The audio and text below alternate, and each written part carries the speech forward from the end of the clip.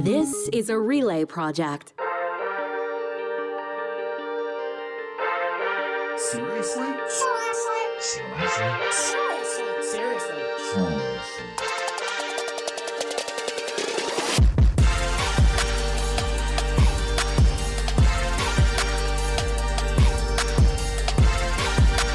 Seriously starts now. Here's Supriya and Ryan. Yo, it's Wednesday, August 10th, and you're listening to Seriously with Supriya and Ryan. I am Supriya Dwivedi in Toronto. I'm Ryan Jesperson in Edmonton. Yeah, and Ryan, normally we start the show, I run through a list of what happened in the week that was from the last time we would have, done this, but I needed to make enough time for this I know where you're going. essay contest and the third place, not the winner, the third place essay, because it's just bonkers. Do you want to give us a little bit of Can I come in with a hashtag here that says something like not my Alberta or not all Albertans? I don't know, for the 6 people in the country that haven't heard about this story yet. Technically not the government of Alberta. Nobody wants to take responsibility for this right now, but put it this way. The Legislative Assembly pushed out a contest, an essay contest for young women aged 17 to 25 to talk about what their vision is for the province, and most notably what they would do if they were an elected MLA, a member of the Legislative Assembly. And the third place prize, like you said, not the winner, but still on the podium, the bronze medal winning essay has captured a few people's attention. I'm laughing because I'm still so appalled. I think I'm laughing so I don't cry, like I said. But let me put a few excerpts in front of our Seriously subscribers. Here are some quotes, some real quotes from this essay, under 500 words. While it's sadly popular nowadays to think Albertan children are unnecessary and we can import foreigners to replace ourselves, I know. This is a sickly mentality that amounts to a drive for cultural suicide. And of course, that's called the Great Replacement Theory, but I'll go on. Quote, to try to promote that women break into careers that men traditionally dominate is not only misguided, but it's harmful. Like politics? And here's and another media? one. Media. Here's another one. And this is the idea that everybody's talking about, Supriya. It's time to reward families, quote, reward families with medals to symbolize their valuable achievement of having 2 or more children. This the bronze medal winner in the Her Vision Inspires essay contest. So do we know who was on the panel, to judge this? Nobody wants to take responsibility. Okay. So Alberta's Associate Minister for Children's Services, just recently appointed, says I don't know how this thing went. She says, I was not responsible, except for here's the deal. The organization that they're trying to pass this off on, the Commonwealth Association of something or other, says, no, it was her. She's the chair of our judging panel. The Speaker of the Legislative Assembly says he's the one that ordered it be taken down from the website as soon as he heard about it. Funny enough, Supriya, nobody seems to know who's in charge of handing out this bronze medal to this racist, homophobic, transphobic, it's being described as a fascist essay. My question is, quite honestly, is it real or is this satire? Is somebody sitting back and laughing about this entire thing? I mean, if they are, then great, sort of joke on all of us, I suppose. But I mean, it's still out there and it still won. So irrespective of whether the intent was to put it out as satire, I don't think it was received that way from the judging panel, right? As they decided to put it up on the podium. And I don't know, to your point about it being somewhat fascist, didn't 1938 Germany literally give medals or give prizes to women who had multiple children? It's the Nazi playbook. Yeah. I mean, the idea that Johnny, can we call up the first quote again where it says something about the Albertan, it really focuses on the Albertan families, and it says it's sadly popular to think Albertan children are unnecessary and we can import foreigners to replace ourselves. I mean, that's not even subtle. No, that's white replacement shit. That's straight up white replacement shit. People are saying, this has hints of racism. It's no, it's just straight up racist. So obviously, I think that this is just another this is just another entry. It's another bullet point. If anybody's keeping a spreadsheet or a Google Doc in the long list of ways that this government has embarrassed this province and actually, quite frankly, damaged its brand. And so I suppose Alberta will recover from this, but we're just a little self-conscious that the rest of the country's snickering at us. Well, and like we don't need to beat a dead horse, but the last thing I'll say on this is that I really do want to pour one out for like all of the female UCP staffers right now, or anybody who works on the back end of things, because it can't be easy for them. And I'm sure they're all appalled at this. And just the vast majority of them are appalled. Think of how busy they're going to be as well when they have to start handing out all these medals, right? Because it's a lot of people with 2+ kids in the province. That's a lot of bronze that's going to be heading out. Hey, our top story last week was about Canada's growing healthcare crisis. And this opens up an interesting question. What do you do when the system is woefully understaffed? We'll talk about this in a few minutes. And you desperately need to hire people. Sometimes a situation like this can lead to rush hiring where you don't train or verify credentials as well as you should. Yeah, and it could actually lead to tangible situations like the one we saw in British Columbia in 2021, where a nurse was actually working with forged credentials. Brutal. And when you're understaffed, verifying credentials and providing that sort of best-in-class training is actually even more important. It's even more important not to cut those corners. And if you need help with training in a regulated industry, then you need to know about We Know Training. We Know Training is not just a standard LMS platform. They specialize in high-stakes training for associations, regulators, governments, and credentialing bodies with the highest degree of quality and trust. Yeah, that's right. So to give you some examples, they work with credentialing partners like hunter educators or licensing organizations, medical associations, liquor and cannabis, retail worker training for provincial regulators. They're doing accelerated or accredited training for licensed professions like real estate, insurance, financial planning, and many more highly regulated industries where high-quality training really matters. Supriya, we've seen a ton of news stories in the past where people in these really important industries have suffered from online training that's just simply not designed or delivered in the most trustworthy way. And of course, it's a huge risk for the public, right? It compromises people's safety. It's imperative that this type of training is delivered by experts. For the last 17 years, We Know Training has helped hundreds of North American associations and organizations deliver the highest quality training and testing solutions. And that's why We Know Training is your ideal training partner if protecting the public is part of your mandate. You can learn more on their website today at weknowtraining.ca. The Lead. So Ryan, unless you were like under a rock this week, you probably heard of the news that Mar-a-Lago, Donald Trump's private Florida residence, was raided by the FBI. They had a warrant. He was tweeting about it, basically saying they even went into my safe, like as if that's not like the fucking first place you go when you're doing a warrant and a search. But like whatever. He's already sort of fundraising off of this, which again, unsurprising. A lot of talk about him now being galvanized to, announce even sooner about his run for 2024. And I don't really want to get into it from like the American angle, because like there's, they'll talk their own politics and they have their own set of issues they have to deal with. I figured for our purposes, what's really interesting is like to talk about this in, the Canadian context, because it's not as though we're, immune to what happens around us, particularly in the US. And it's not as though we don't here in Canada have similar, don't want to say the same, but similar or analogous sort of information ecosystems. If you are on, the right side of the political spectrum, your information ecosystems would be similar to those that are on the right side of the political spectrum in the US. And the same goes for the left side, right? And the left in the US. So I don't know. It's are you like thinking about this in terms of like, well, if this guy runs again, then it's like we have all of this stuff bleeding over onto our side in the lead up to 2024? Yeah, well, one of the things I thought was really interesting in that statement from Trump as that raid was being carried out And he talked about it was the radical left Democrats that were doing this. He talked about how this was essentially an assault on democracy, the weaponization of the justice system. And then he specifically spells out, they don't want me running for president again in 2024. And it just reiterated to me, this might be an obvious statement, but it reiterated to me, this is not a chapter that America is closing or has closed. This is a book, a story that continues to write itself, at least if Trump gets his way.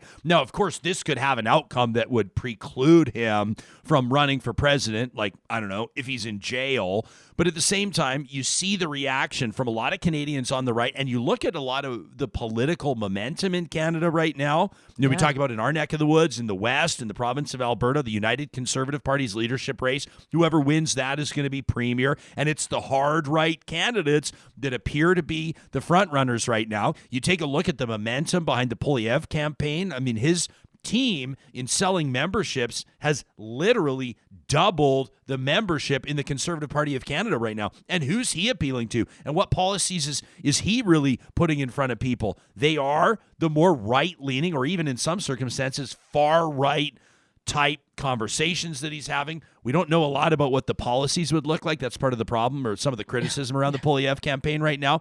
But fair to say that this is not something that North Americans have put behind them. Probably not even close. How about you?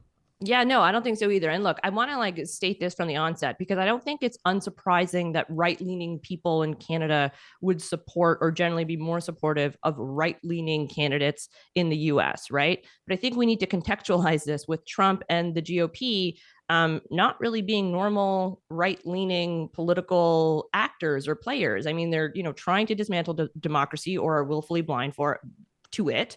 And I mean, essentially, they're kind of like the Alex Jones's party, where they're just spewing out conspiracy theories and the like. And, it's interesting because Trump is not very popular in Canada, but it tends to get a little bit more complicated, once you start factoring in party affiliation to that.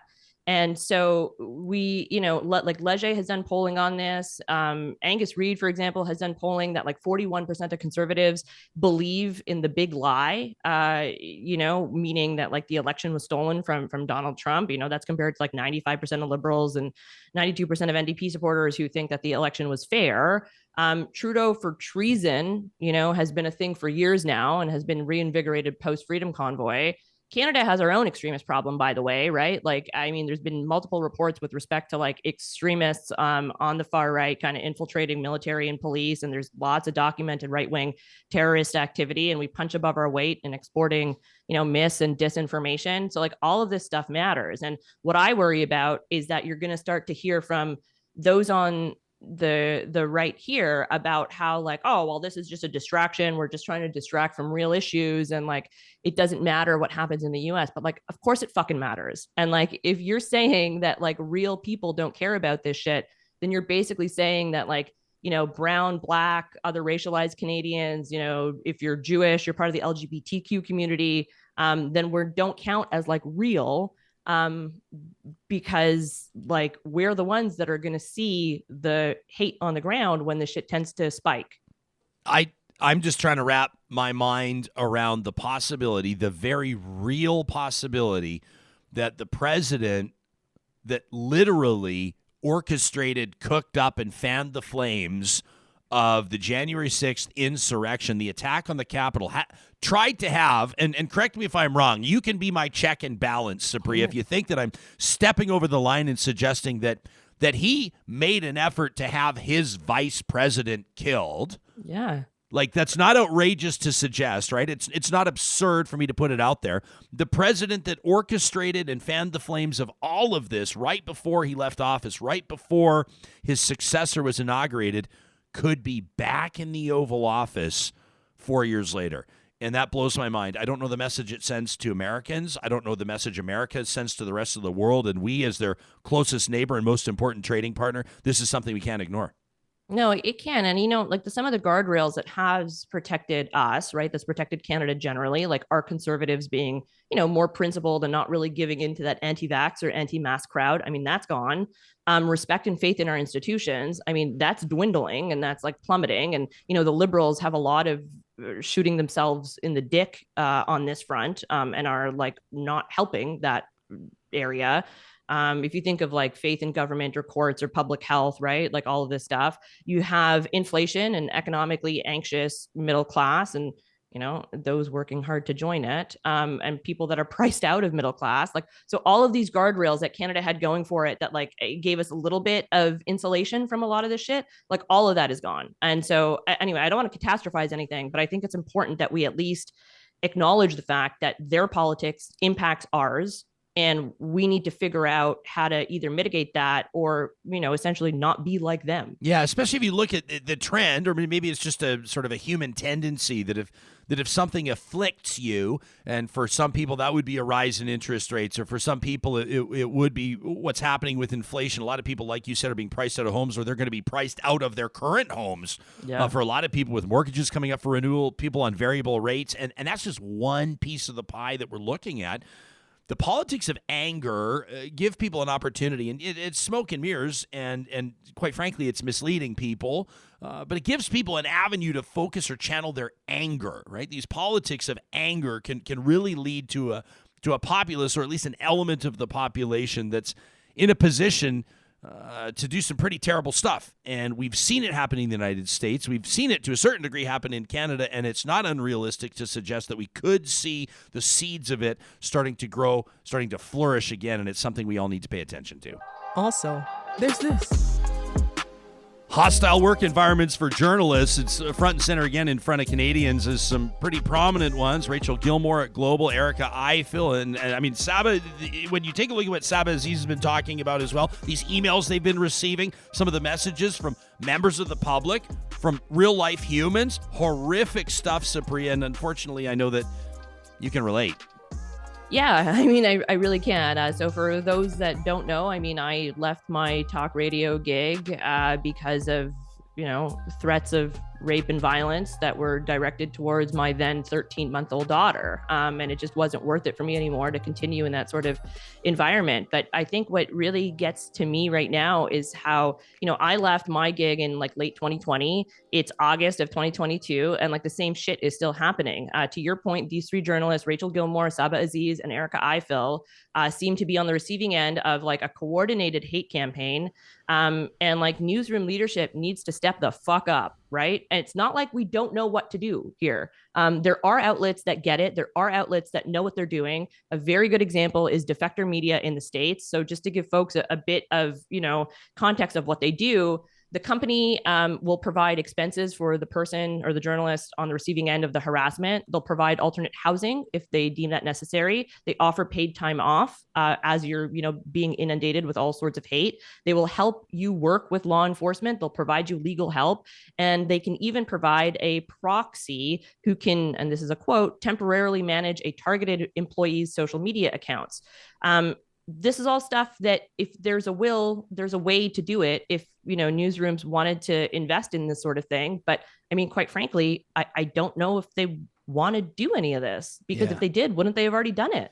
Well, you take a look at some of the advocacy that these three journalists in particular have undertaken, and their front-facing stuff. I can't imagine the stress that they encounter privately, but Saba and Erica hosting a Twitter space just a short time ago, and earlier this week, and I know there's been a lot of interest in that. Rachel filing a report with the Ottawa police and making that public. She recorded the call. If people didn't catch it on Twitter, you have to. Her experience there, calling it negative would be an understatement. So there's the stress they encounter. There's the stories we're not hearing about of other journalists, in particular, women and women of color, more specifically, in their professions. There's the stress they encounter, and the reality right now. What about the next generation, right? What about the storytellers of tomorrow?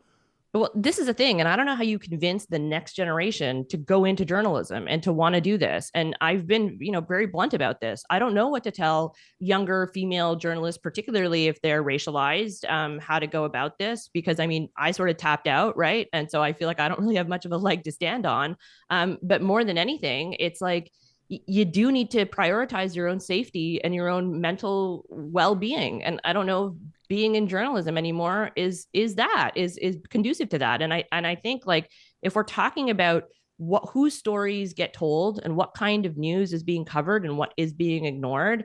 That's when you really do need a diverse set of, journalists and voices and editors and producers, et cetera, to ensure that the stories that are being told are reflective of, what this country looks like. So when we talk about solutions, like what's the solution if we were to look to the Canadian public, if we were to look to these media conglomerates and the big corporations, if we were to look to police or elected representatives, people with platforms, what do you think would be a couple steps? Why don't we start with the big media companies? I mean, what would you like to see? Where do you think they're dropping the ball or acting insufficiently right now?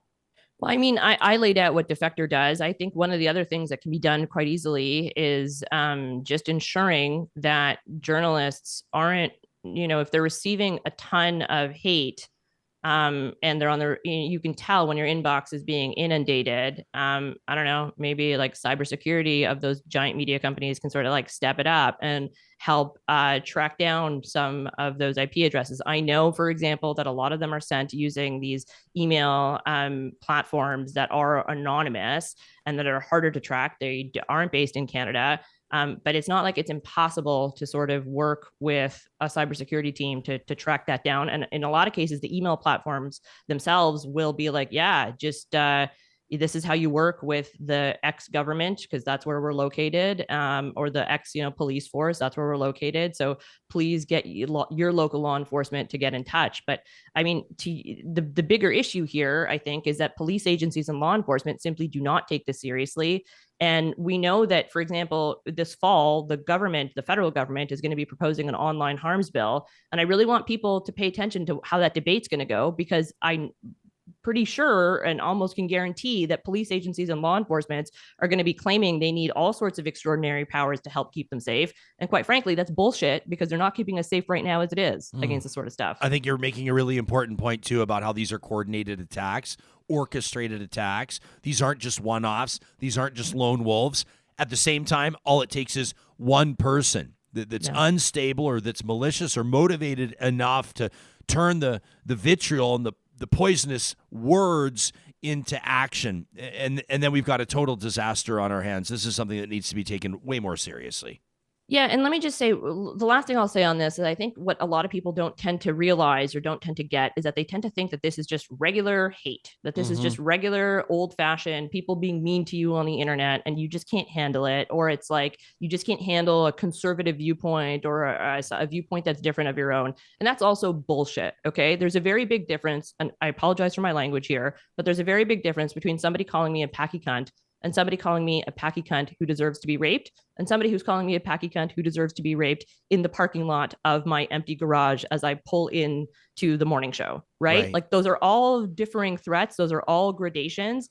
And the threats need to be dealt with. And it's not the same as saying like, oh, you're bad at your job, or I hate the journalism you do, when you are being, your actual physical safety is being threatened. And there's a reason why when I was, host of the morning show, my go-to security was my co-host, Matt Gurney, because he's a big guy, he's 6'4". You don't really want to fuck around with him. And I felt safer having him walk me to and from the car, to the garage and into the studio, more than I did, having to go to the police, because they don't take this shit seriously. And I had a death threat come into my cell phone on an unblocked number. And I told the police about it, and they were just kind of like, okay, I don't know what you want us to do. But sure, file a report. So you have like a paper trail, but like, I don't know. It's like we're waiting for something terrible to happen. Yeah, and file a report so we know who to go talk to when we find your body in the parking lot outside the radio station. Yeah, no kidding. Seriously? Is this not unprecedented, though, this situation, Minister? No, I'm sorry, it is not.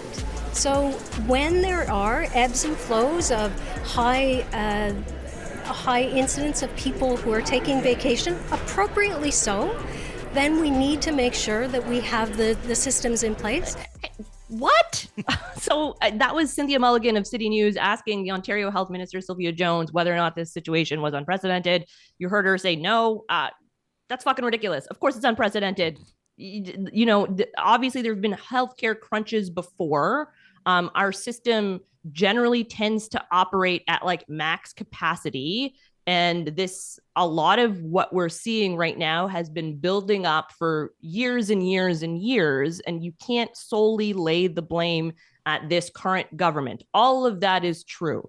But until we can start recognizing the fact that we are in a crisis and that this is in fact unprecedented, so we need everyone to sort of start proposing solutions, we're not going to fucking get anywhere. Has the word unprecedented lost its meaning? Does it actually even matter if a politician or a health executive or an associate minister, or for that matter, a doctor or a nurse, maybe they matter a little bit more. But invoking the word unprecedented now, it just feels like it's probably the most diluted power phrase that we've seen in the last 2 years. I mean, everything is kind of unprecedented now. So maybe it doesn't even matter. All that really matters, and you and I have talked about this ad nauseum, all that really matters to people is that whether or not you acknowledge that there's a healthcare crunch or a healthcare crisis, when you or your loved one experiences it, that's what you care about. And that's what people are seeing en masse, whether they're waiting for surgeries or trying to get a family doc or waiting in triage or whatever the circumstance is. And we see evidence of it across the country. And Ontario certainly is no exception. Yeah, it isn't. But, you also raised a good point that we're seeing it across the country. And I really do want to reiterate this because I think, conservatives in Ontario are right to be annoyed when they look over to British Columbia and they don't see Horgan being dragged to the same degree that Ford is. Because, irrespective of partisan stripe, various premiers have led their healthcare system to the crisis point that we're seeing right now. And it has nothing to do with political affiliation. It has nothing to do with, partisan affiliation. It's just the way it is. But we need to figure out how to get out of this. And, gaslighting the public is not the way to do that. We promise every week on Seriously that we're going to cut through the noise and help people make sense of the news around them. So maybe you can do that for me. Help me make sense of the fact that Doug Ford won a big majority government 9 weeks ago, and everybody's pissed at him. What happened there? Nobody talked about healthcare. That's what happened there. Yeah, we talked about healthcare in the context of affordability, I think, for the most part, like dental care, pharmacare as well came up, mental health supports, which are all important. I don't want to distract from that or detract from that. But I don't know. It's like we were just walking in blind. Everyone was it was the start of the summer. The weather was starting to get warm. Nobody really paid attention. I would also, I would have to say that political legacy media in this province didn't do the best of job of covering the crunch. I mean, it's not as though doctors and nurses and other healthcare workers on the ground weren't already sounding the alarm in the lead up to the election and voting day. It just didn't get talked about.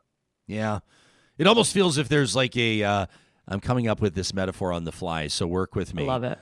But if there's a storm rolling in, if there's like a big tornado rolling in and then everything starts to get chaotic, the farm trucks start blowing around and then you see cows lifted 100 feet and then you see a combine fly by and somebody says, yeah, hey, heads up, there's a natural gas leak. This could be really bad. And everybody kind of goes, yeah, there's a lot going on right now. I'm sure there is a natural gas leak. You might not be wrong, but it almost feels like that in a way. Healthcare crisis, but yeah, everything's in crisis right now. Maybe we've just reached this resting state where in a way we're just trying to get through every single day, crisis or not. Fuck, that's a really depressing place to be. I don't want to end it like that, but what we should do is maybe take a week off, get back, find our calm. Hey, we'll spend some time with our families, and then we'll be back 2 Wednesdays from now with a fresh episode of Seriously. That sounds great. In the meantime, you can check us out at seriouslypod.com. You can connect with us on Instagram at seriouslypod, on Twitter at Supriya and Ryan. And you can always email us as well, talk@seriouslypod.com. Yeah, like Supriya said, make sure you give us a follow, especially on Instagram and TikTok. Just killing it. And we love to hear about new subscribers. Sure appreciate when you rate the show, when you subscribe on YouTube, and when you tell your friends about what you heard right here on Seriously.